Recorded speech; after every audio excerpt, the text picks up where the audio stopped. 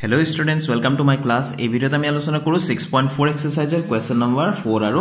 5 2. তো question number 4 ত কি দিয়া আছে আমি চাই লও যদি দুটা সদৃশ ত্ৰিভুজৰ কালি সমান প্ৰমাণ কৰা যে সিহঁত সৰ্বসম।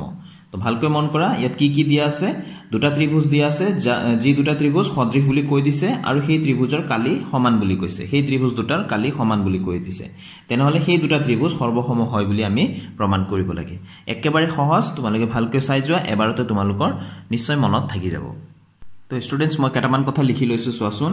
লেট অৰ্থাৎ ধৰা হল ত্ৰিভুজ দুটা ত্ৰিভুজ ABC আৰু ত্ৰিভুজ PQR দুটা ত্ৰিভুজৰ কথা কৈছিলে আমি ABC আৰু PQR বুলি লৈ ললো given অৰ্থাৎ দিয়া আছে ত্ৰিভুজ ABC সদৃশ ত্ৰিভুজ PQR আৰু AR স্মল লেটাৰত AR মানে এৰিয়া অৰ্থাৎ কালি ABC ৰ কালি আৰু PQR ৰ কালি সমান বুলি দিয়া আছে তো আমি প্ৰমাণ কৰিব লাগে যে ত্ৰিভুজ ABC সৰ্বসম ত্ৰিভুজ PQR এই চিনটো আৰু এই চিনটো ভালকৈ মন কৰা এই চিনটো হল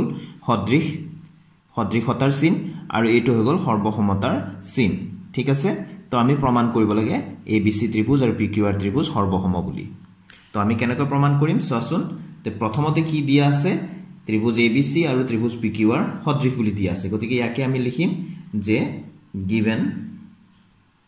আকৌবাৰ লিখি ললো ত্ৰিভুজ ABC সদৃশ ত্রিভুজ PQR ঠিক আছে তো এতেকে আমি উপপাদ্য মতে পাও দুটা ত্রিভুজ যদি সদৃশ হয় তেনেহলে আমি লিখিব পাৰো সিহঁতৰ কালিৰ অনুপাত AR ABC তাৰমানে ABC ৰ কালি আৰু AR PQR অৰ্থাৎ PQR ত্ৰিভুজৰ কালি অনুপাতটো কি হয় অনুৰূপ বাহুৰ অনুপাতৰ বৰ্গৰ সমান আছিল হয়নে 6.6 উপপাদ্য মতে তো আমি যিকোনো এজোৰ অনুৰূপ বাহু লৈ লও AB আৰু PQ তো ইয়াৰে AB by PQ whole square ঠিক আছে এটো আমি 6.6 উপপাদ্য মতে আমি লিখিব পাৰো যেহেতু ত্ৰিভুজ দুটা সদৃশ হয় ভালকৈ মন কৰিবা এতিয়া আমি এই দুটাক আমি কাটি দিব পাৰো ঠিক আছে এই দুটাক আমি বা এনেকৈ লিখিব পাৰো যে এৰিয়া ABC আৰু PQR ৰ ঠাইত মই কি লিখিব পাৰো ABC বুলি লিখিব পাৰো ঠিক আছে কিয় লিখিব পাৰো যেহেতু আমাক দিয়া আছিল এটো সোৱাচোন AR ABC AR PQR অৰ্থাৎ ABC ৰ কালি সমান PQR ৰ কালি তো PQR ৰ কালিৰ ঠাইত মই ABC ৰ কালি বুলি লিখিব পাৰো যেহেতু এই দুটা সমান হয়নে তো ইয়াত মই লিখি দিলো তো ইফালে AB by PQ whole square আছে এনেকৈ লিখিম ইয়াত আমি লিখিম যেহেতু AR ABC equals AR PQR ঠিক আছে এটো আমি লিখি দিলো তেনেহলে এটো আমি কাটি দিব পাৰো একে সমান থাকিলে সদায় আমি 1 পাম হয়নে কটাকটি কৰি যেনে 4/4 যদি হয় বা 5/5 যদি হয় আমি 5ৰে 5ক যদি হৰণ কৰো 4ৰে 4ক যদি হৰণ কৰো 1 পাম নহয় জানো গতিকে এটো 1 পালো তো 1 equal AB by PQ whole square তো 1ৰ আমি যিকোনো পাৱাৰ দিব পাৰো আমাক ইয়াত 2 আছে গতিকে ইয়াতে 2 লব পাৰো আমি ঠিক আছে তো দুই ফালে যেহেতু স্কয়াৰ লব পাৰিছো আছে তেনেহলে আমি স্কয়াৰ দুটা উঠাই দিলো তো 1 ইকুৱেল টু আমি কিমান পাম AB by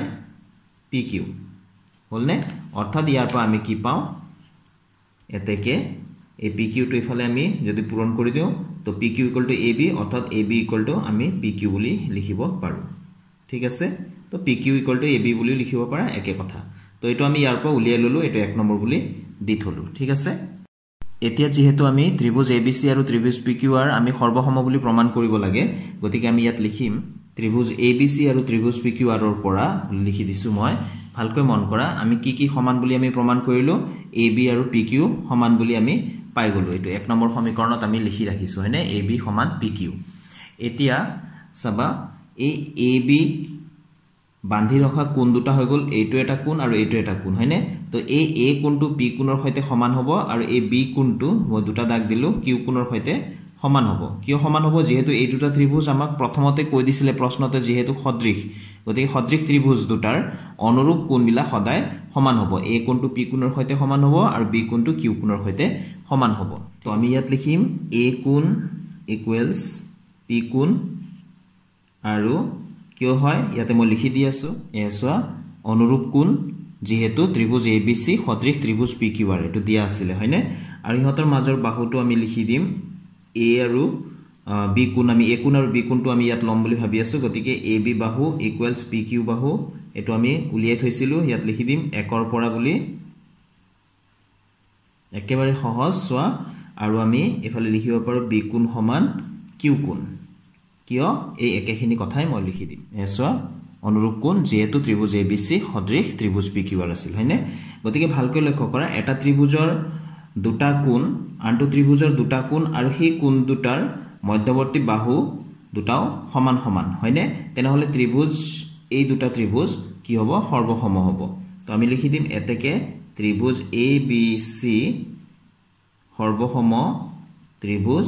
pqr কি শৰ্তমতে এটো কোণ বাহু কোণ শৰ্তমতে অৰ্থাৎ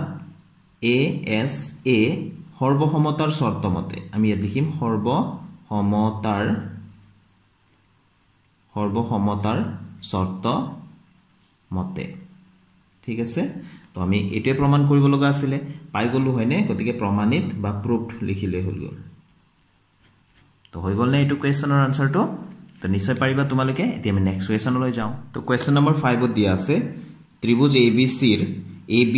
bc আৰু ca বাহুৰ মধ্যবিন্দু ক্ৰমে d e আৰু f তো ত্ৰিভুজ DEF আৰু ত্ৰিভুজ ABC ৰ কালিৰ অনুপাত উলিওৱা তো এই অংকটো আমি মধ্যবিন্দুৰ উপপাদ্য বুলি আমি পাইছিলো ক্লাস 9 ত সেই উপপাদ্য আৰু সৰ্বসমতাৰ শৰ্ত ব্যৱহাৰ কৰি আমি এই প্ৰশ্নটোৰ আমি উত্তৰ দিম ঠিক আছে তো আমাক যি দিয়া আছে হেতু কথা লিখি ললো যে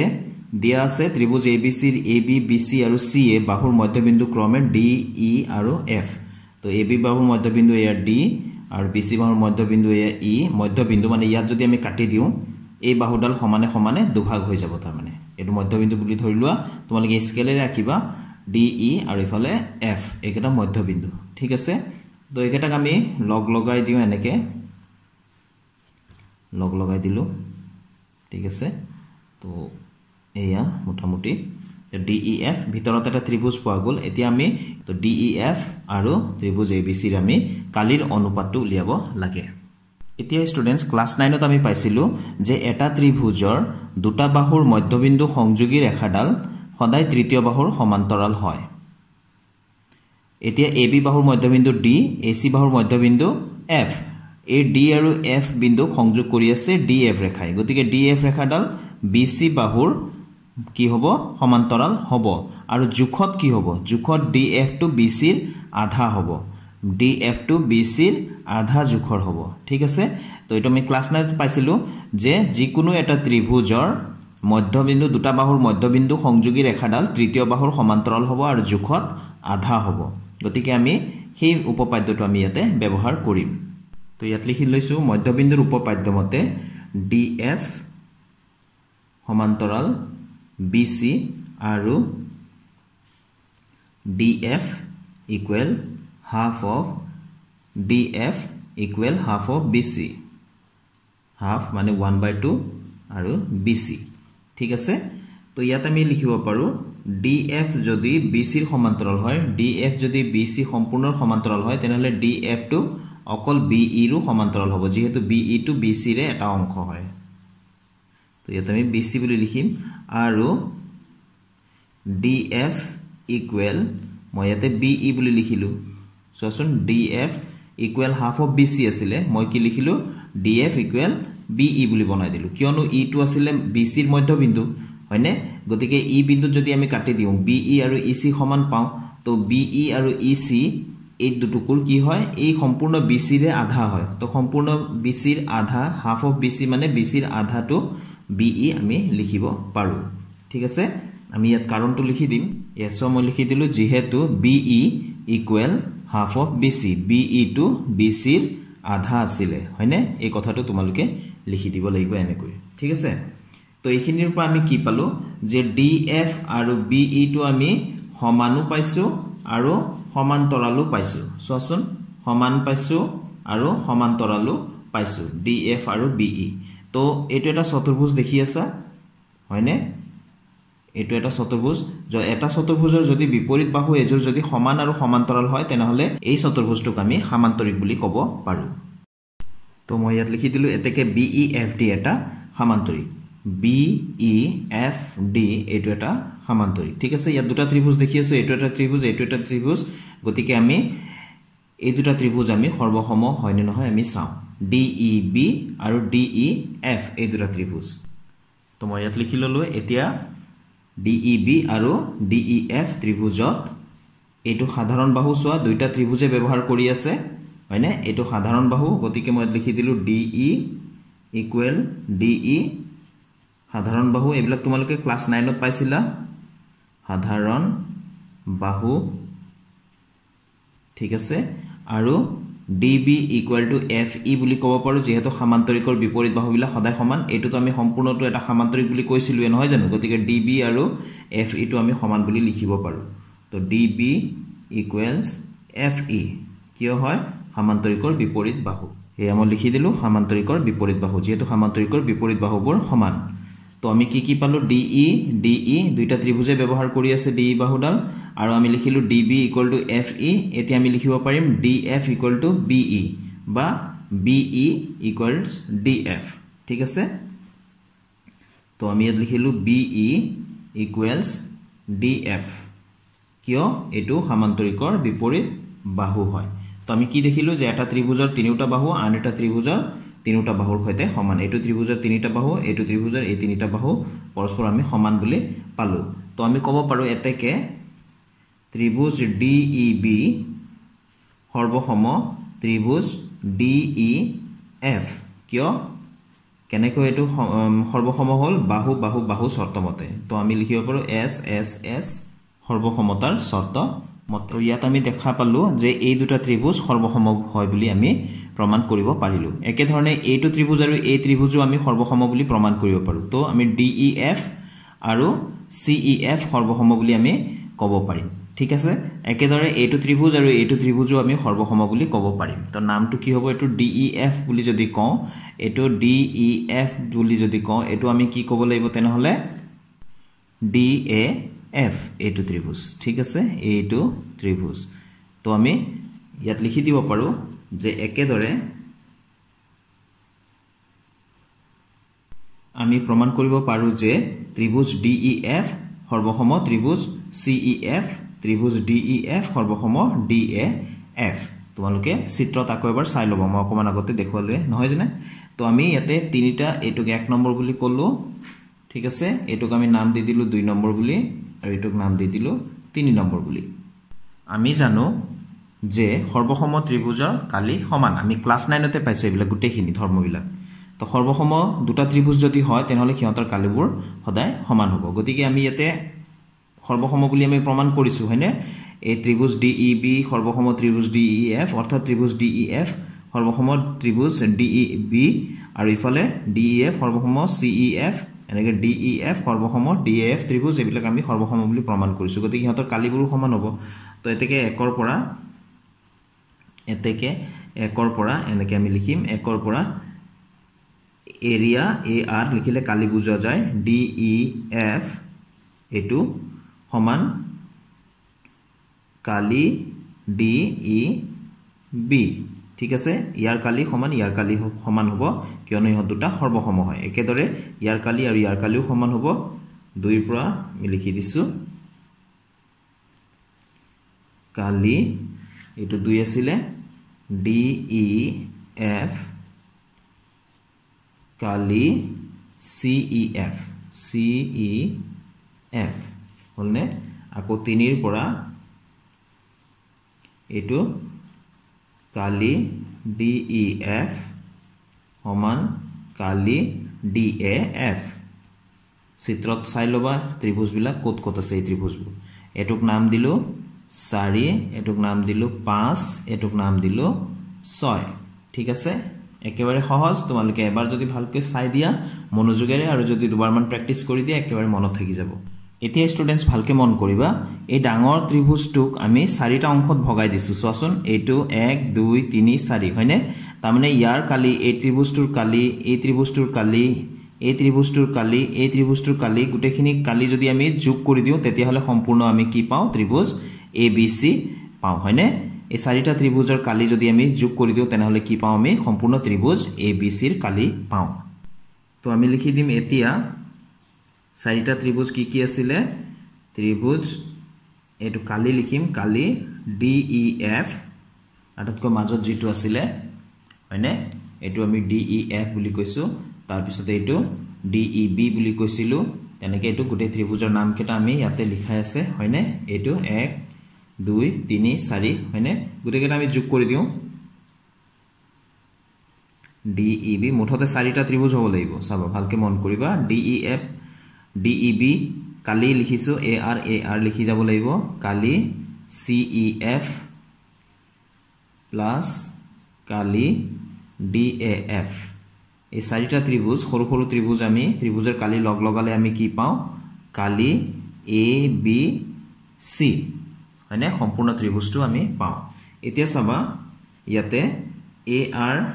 DEF বুলি তো মই লিখিলুৱে বাকি DEB ঠাইত এৰিয়া DEB AR DEB মানে সমান কিমান আছে AR DEF হয়নে গতিকে আমি হেতু লিখি দিম কালি DEF এটো CEF ৰ ফলনি চোৱাচোন এটো আছে নে DEF আকৌ তো ইয়াতো আমি লিখি দিম DEF আমাক উত্তৰত DEF ৰ কালি লাগে আৰু এটো AR DAF তো চোৱা AR DEF তো DEF এ ইয়াতে লিখি ললো আৰু ইফালে তো AR ABC আছে ঠিক আছে নিশ্চয় বুজি পাইছা এটো কৰপা লিখিলো আমি কৰপা খলাই দিলো আমি লিখি দিম 4 এটো 4 নম্বৰ সমীকৰণ 5 নম্বৰ আৰু 6 নম্বৰ সমীকৰণ ইমানৰ পৰা বুলি লিখি দিম আমি ঠিক আছে আমি ইয়াত যে খলাই দিলো এটোৰ মান আগতে কি আছিল চোৱাচোন এটো আছিল এটো লিখিলো এটো আছিল এটো লিখিলো এটো আছিল এটো লিখিলো কৰপা লিখিলো এইকেটা সমীকৰণত আমি যেহেতু প্ৰমাণ কৰি থৈছো তাৰ পৰা লিখিলো ঠিক আছে এতে চোৱাচোন এই কেটা DEF হৈ গল এটা দুটা তিনিটা চাৰিটা হয়নে গতিকে চাৰিটা এৰিয়া DEF হৈ গল আৰু ইফালে কি আছে AR ABC আছে হয়নে তো আমাক অনুপাত লাগে অনুপাত মানে এফালে AR ABC মানে এফালে 1 আছে বুলি তোমালোকে কল্পনা কৰি লব পাৰা পুৰণত ঠিক আছে তো এতেকে AR DEF আমি বজ্ৰ গুণন কৰি দিম এটো এফালে পূৰণ কৰি দিলো মানে এটো সাইড চেঞ্জ হলে কোড যাব পূৰণ হৈ আছে যেহেতু হৰত যাব AR ABC হৰত আহিলে এফালে 1 আছে আৰু এটো 4 টু কোড যাব হৰত যাব সাইড চেঞ্জ হলে তো 1/4 পালো তো এতেকে আমি অনুপাত যেহেতু খুদিছে আমি অনুপাততে লিখি দিও AR